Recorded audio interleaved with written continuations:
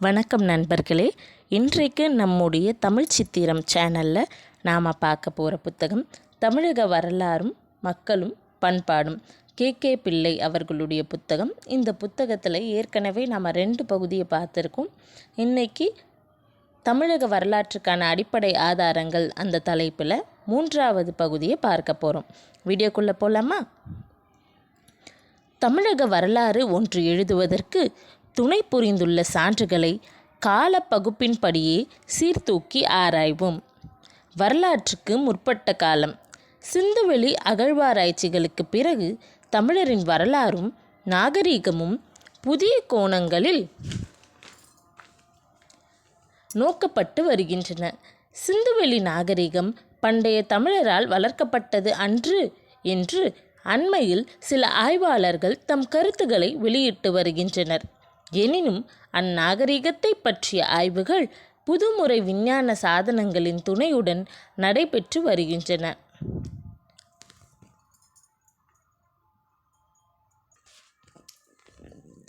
மொஹஞ்சதாரோ ஹரப்பா மக்கள் கையாண்ட எழுத்துகளில் மறைந்து கிடக்கும் செய்திகள் இன்னும் வெளியாகவில்லை.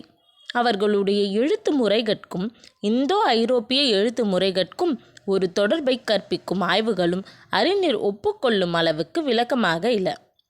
எனவே சிந்துவெளி நாகரிகம் இன்ன மரபினதென தெளிவாகும் வரையில் ஈராஸ் பாதிரியாரின் கொள்கையையே நாமும் தொடர்ந்து மேற்கொண்டு வர வேண்டியுள்ளது. ஹரப்பா எழுத்துகளுக்கும் தமிழ் எழுத்துகளுக்கும் தொடர்பு உண்டென்று அவர் கருதினார். வரலாற்றுக்கு முற்பட்ட காலத்தில் தமிழகத்தில் வாழ்ந்திருந்த மக்கள் பெரிய பெரிய பெருங்கற்குழிகளில் பிணங்களை புதைக்கும் வழக்கத்தை மேற்கொண்டிருந்தனர். இக்குழிகளில் பல வகையான இரும்பு கருவிகளும் சக்கரத்தை கொண்டு வணையப்பட்ட மண்பாண்டங்களும் புதைக்கப்பட்டுள்ளன. இத்தகைய புதைக்குழிகள் மேற்காசிய நாடுகளிலும் வட ஆப்பிரிக்காவிலும் சில ஐரோப்பிய நாடுகளிலும் காணப்படுகின்றன. அவற்றுக்கும் தமிழகத்து குழிகட்கும் பல ஒற்றுமைகள் தோன்றுகின்றன.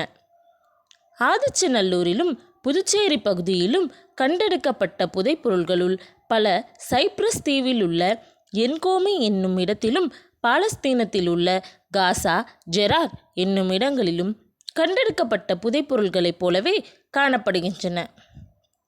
இவற்றையெல்லாம் கொண்டு பழந்தமிழ் மக்களின் வாழ்க்கை நிலைகளையும் குடிப்பெயர்ச்சிகளையும் ஒருவாறு நுனித்தறியலாம். சங்ககாலம். இக்காலத்து மக்களின் வாழ்க்கை முறைகளையும் பண்பாடுகளையும் அறிந்து கொள்வதற்கு சங்க இலக்கியங்கள் பெரிதும் பயன்படுகின்றன. அவற்றில் மன்னர்களின் பெயர்கள் பல காணப்படுகின்றனவாயினும் அவர்கள் வாழ்ந்த காலத்தை அறிந்து கொள்வதற்கு கல்வெட்டுகள் காணப்படவில்லை. தமிழகத்தில் சில இடங்களில் ரோமாபுரி நாணயங்கள் கிடைத்துள்ளன.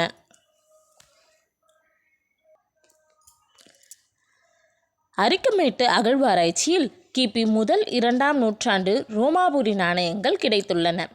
அந்நூற்றாண்டுகளில் தமிழகத்துக்கும் ரோமாபுரிக்கும் இடையே நடைபெற்று வந்த செழிப்பான வாணிகத்துக்கு அவை சான்று பகர்கின்றன. இவ்வாணிகத்தை பற்றிய சில அரிய செய்திகளை எரித்திரிய கடலின் பெரிப்ளோஸ் என்னும் ஒரு கிரேக்க நூலின் மூலமாகவும் அறிகின்றோம்.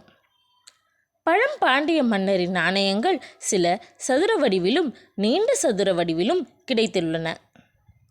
இவற்றில் ஒரு புறம் மீன் சின்னமும் பின்புறம் யானை அல்லது காளை மாட்டு சின்னமும் பொறிக்கப்பட்டுள்ளன. இவை கிமு 2ஆம் நூற்றாண்டு முதல் கிபி 2ஆம் நூற்றாண்டு வரையிலான கால அளவில் வெளியிடப்பட்டிருக்க வேண்டும் என தெரிகிறது.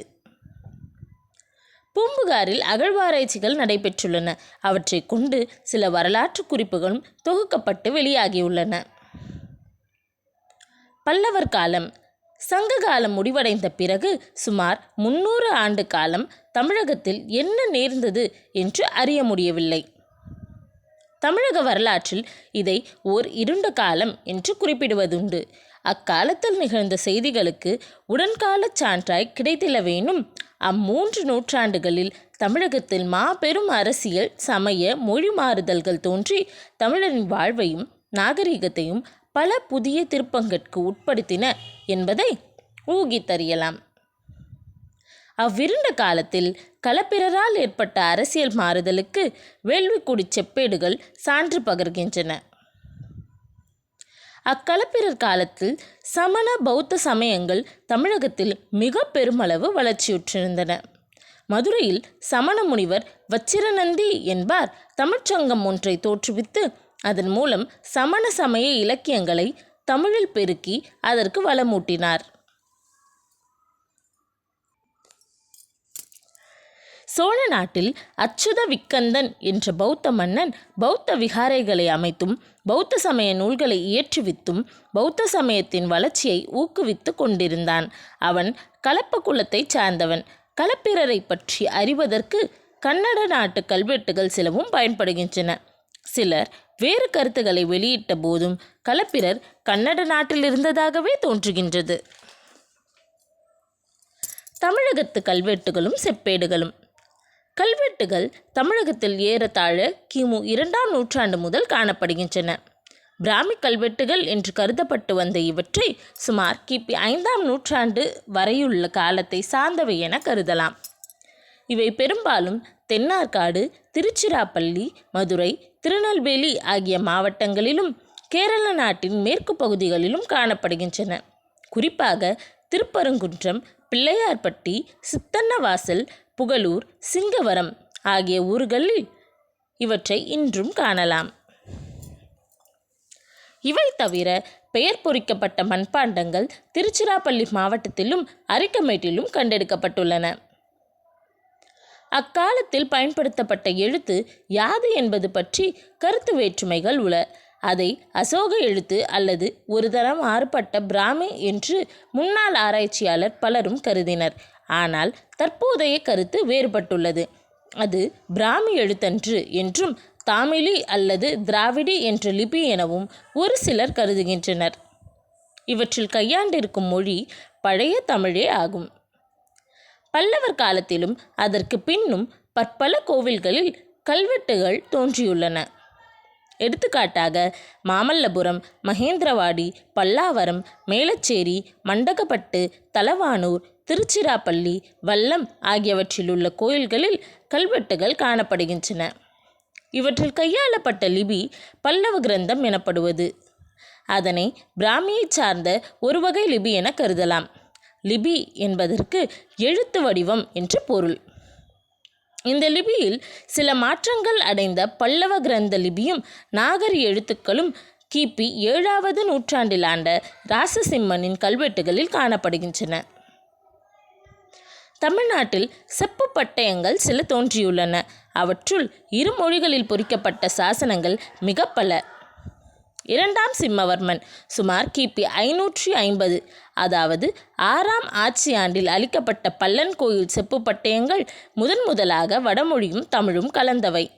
அவற்றை தொடர்ந்து பற்பல செப்பு பட்டயங்கள் தோன்றலாயின.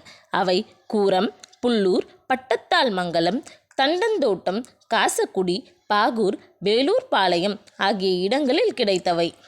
இவை ஏறத்தாழ கிபி 8-9ஆம் நூற்றாண்டுகளை சார்ந்தவை எனலாம். இக்காலம் முதல் பாண்டிய சோழ சாசனங்களின் வட்டெழுத்துக்கள் பயன்படுத்தப்பட்டுள்ளன.